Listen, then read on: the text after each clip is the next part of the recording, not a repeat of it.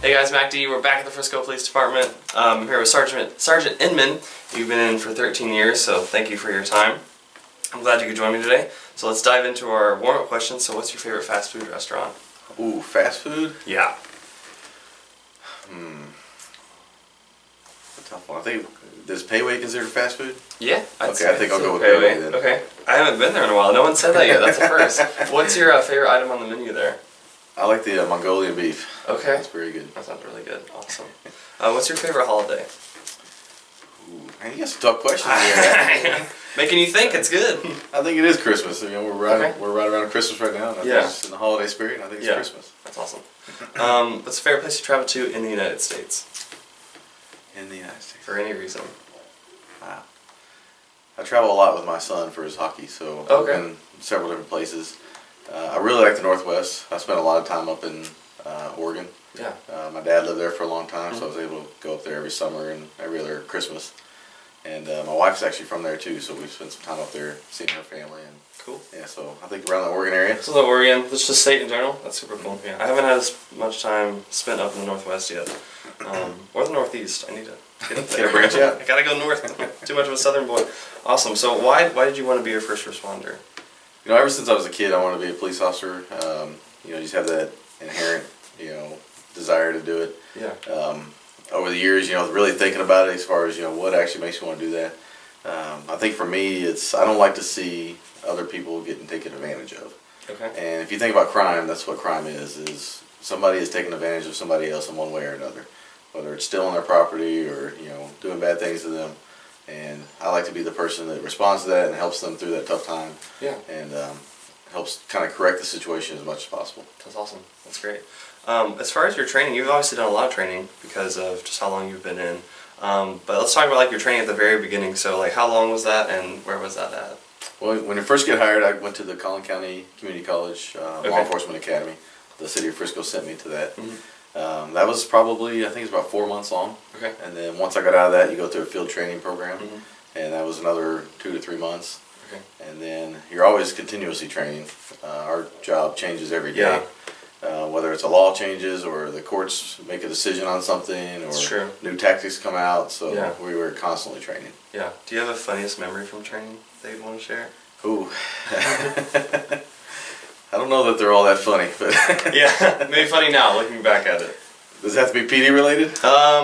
No, just again training, All right, so I know you're going to the Marines. Yeah. I was in the Marines. And when I went to combat training, they actually teach you how to scale onto roofs and off of roofs. Yeah. And I was coming off a roof, and I fell parallel to the ground, and my rifle was slung, and it slapped me in the face as I hit the ground. Yeah, that's great. It wasn't funny at the time, but I never made that mistake again. Sure, some of the people thought it was really funny. Yeah. And, it hurt, but once I got through it, I look back now, and it was pretty funny. Yeah, that's pretty funny. Awesome. So for you, what does a day in the life look like? For now, so I'm in the community services division for the police department. Okay. And every day is just busy. We are over so many different things that you have to switch gears a lot. Yeah. For example, this week I'm a sergeant, so I have to supervise personnel, and I'm trying to write evaluations. At the same time, we had the coyote incident in the city, and trying to handle or work with the media on that, and deal with media interviews. We're always doing community outreach and just different stuff that goes on in our unit. So a day is crazy. You literally maybe do one thing, and then somebody comes to you and says, "Hey, I need you to do this," or "Can you please do this," or whatever, and you just have to stop what you're doing and switch gears and deal with something else. So yeah. There's no typical day in my unit, that's for sure. Yeah, just switching things out. That's good though that you're able to adapt to that kind of stuff. As a first responder, what is one of the favorite places that you've had to travel to? Recently I was able to go to Orlando, Florida for a conference. Yeah. And that was really nice. It's a real neat city to visit. Yeah. The training there was also awesome. Yeah. And so I would say Orlando. Yeah, cool. What was your favorite part about it? It could be the conference itself or something you got to see while you were there? That's a toss-up, The conference was amazing. Yeah. It's the International Association of Chiefs of Police Conference. Okay. But I think one of the neatest things is they rented out Universal Studios for us for one night. Oh, okay. And everybody that attended the conference had the opportunity to go there. Oh, that's cool. They rented the whole thing out. That's cool. you went on a ride and it took maybe 5 minutes to get through it. That's nice. There was a very little wait and everything was open for you, all the food and drinks and fantastic rides you wanted to do, so it was really neat. That's awesome. Heck yeah. So this is a great question that I love asking first responders. How do you balance your work and personal life? That's a very, very good question. It's a tough one. One of the things I was taught, there's a gentleman named Dr. Gil Martin who goes around the country speaking to probably the world, talking to first responders about their mental health and how to handle things. And one of the things I really learned from him is when I leave work, I take off my uniform, I put it in the locker, and that's my way of kind of dusting everything off for the day and differentiating between me being at work and me going home. You truly leave work. Exactly. And we teach all of our officers when they go through our training that you've got to have something like that. Whether Dr. Gilmartin gave an example of just when you get home, get out of the car, go stand by a tree, and just I'm standing by this tree every day when I get home from work, and I'm just dusting everything off and saying, I'm at home now. I'm gonna go spend time with my wife, my kids, and focus on them. So do stuff for really good question. Yeah, that's great. Another question that I also love is if they're an act of courage in someone else that you'd be willing to share. Could have been a first-hand account or something that you heard that you want to share. Right. That's a really good question. People don't realize what goes on in Frisco on a daily basis. Yeah. So it's really hard to pinpoint one thing because all of our officers are responding to major vehicle accidents, attempted suicides. Exactly. Just different things that are happening throughout the world, and we've even had one officer, and I'll probably use this example, is responded to a choking baby, and he was the first one there. Okay. And once he got there, actually on the phone, the father of the baby had thought that he cleared out the obstruction in the infant's airway. Yeah. And so he still responded like he normally would. Yeah. But he's thinking to himself, okay, we're good. Mm-hmm. But when he got there, he realized the baby actually was still choking and was having a hard time breathing again, or actually couldn't breathe anymore. So he was able to remove that airway and actually had to perform CPR on the baby and save the baby's life. So, but sadly, that happens a lot. Yeah. And the officers don't get recognized for that. Right. So. Yeah, that's why I'm here for this show. Well, we appreciate you. To spread the word about how awesome of a job y'all do. Thank you very much. So, yeah.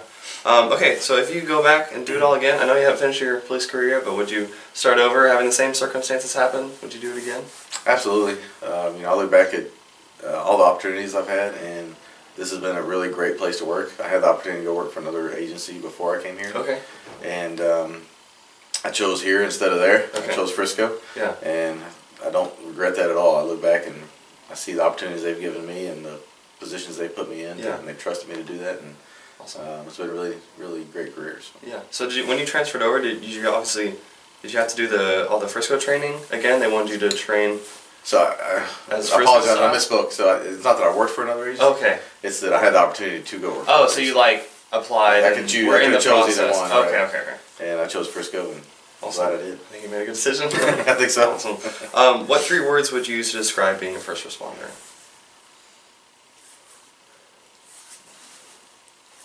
3 words to describe being a first responder. Wow. I think honored. I'm honored to do it. Yeah.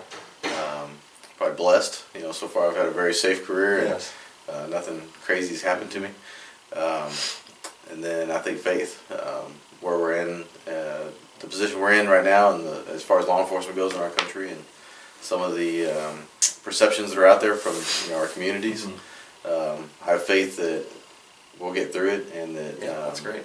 We'll be able to, in the long run, show everybody the great things that we're doing. Yeah. And when they see the bad things, they'll realize that that's just an anomaly that rarely ever happens. Yeah. But unfortunately, the world focuses on those, and they may have a bad taste in their mouth about what our profession does. But so I have faith that in the long run, they'll see the true story. That's great. That's Semper Yeah, that's We're awesome.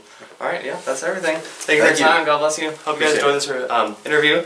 Be sure to check out all my other interviews and read the description for all my social media stuff. Thank you.